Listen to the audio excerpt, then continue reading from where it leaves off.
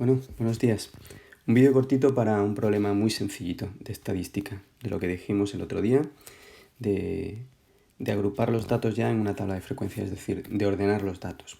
Vamos a ver lo que me plantea el problema. Me dice que un profesor ha apuntado las faltas de asistencia, importante, que ha tenido cada uno de los alumnos a lo largo de este trimestre, o del trimestre. ¿De acuerdo? Bien, en este trimestre habrían sido muchas, pero bueno. Entonces, tengo que pensar cuál es mi variable estadística. Veo aquí una serie de datos sueltos, ¿de acuerdo? Y sin orden.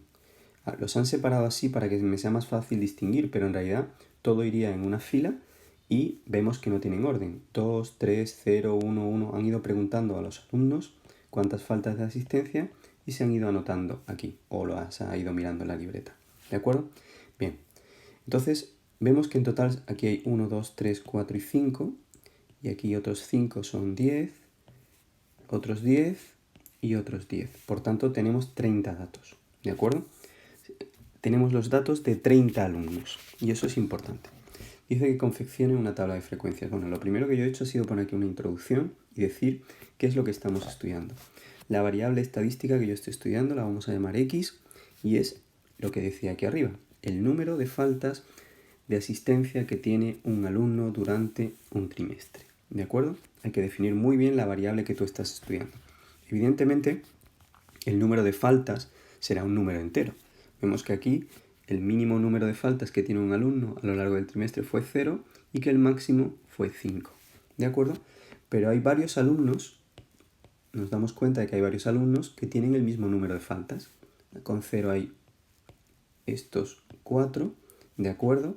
Etcétera, etcétera. ¿Cómo se agrupa esto en una tabla para tener los datos ordenados? Pues mirad, se anotan aquí por columna y se pone una columna que son los X sub I. Los X sub I son las distintas modalidades de los datos que aparecen. Es decir, yo tengo que puede haber 0 faltas, que puede haber 1, 2, 3, 4 y 5 faltas fue el tope. No hay 6, si hubiese habido continúo la columna, etc. Y ahora, en los F sub I, he puesto aquí que F sub I son las frecuencias de cada dato, de cada X sub I. Es decir, vamos a ver, con 0 faltas, ¿cuántos alumnos había en esa clase? Hemos contado 1, 2, 3 y 4. 4 alumnos tuvieron 0 faltas. Pues apuntamos que la frecuencia de 0, es decir, con 0 faltas hubo 4 alumnos. Con una falta hay 9 alumnos. Tenemos que contar 1, 2, 3, 4, 5, 6, 7, 8 y 9. ¿De acuerdo? Y de ahí este 9 que aparece aquí. Con 2 faltas hacemos lo mismo. Contamos cuántos alumnos tuvieron 2 faltas, 9. Con 3 faltas, 5. Con 4 faltas, 2 alumnos. Y con 5 faltas, solamente un alumno. Y ya tenemos lo que inicialmente es la tabla de frecuencias más básica, es decir, los datos que hemos ido anotando y el número de veces que se repite cada uno de esos datos. Esta sería la tabla de frecuencias más simple que podemos anotar. Después con esta tabla haremos más cosas, iremos ampliando columnas, ¿de acuerdo? Poniendo distintas cosas que nos van a venir muy bien para hacer cálculos y operaciones. Pero esta sería la tabla de datos inicial, lo que os dije el primer día. En la estadística, primero, se trata de ordenar los datos y agruparlos para que proporcionen información, ¿de acuerdo? Si yo los miro así, pues más o menos tengo una idea, pero así es una idea mucho más clara. Con 0,4, con 1,9, con 2,9, por ejemplo, veo que el mayor número de faltas o de lo normal son tener entre 1 y 2 faltas, ¿de acuerdo? Bien, ¿qué he hecho aquí para comprobar que había contado bien y no me había dejado ni un dato atrás? He sumado esta columna, 4 más 9 más 9 más 5 más 2 más 1 y me da 30. Esta columna no se suma, la columna de los X sub I no la sumáis. Y me da 30. ¿Por qué sé que he hecho bien el problema? ¿Por qué sé que mi tabla está bien? Pues muy fácil, porque aquí cuando cuento estos datos yo tenía 30 datos y no me he dejado ninguno, puesto que la suma de esta columna de las frecuencias suma 30.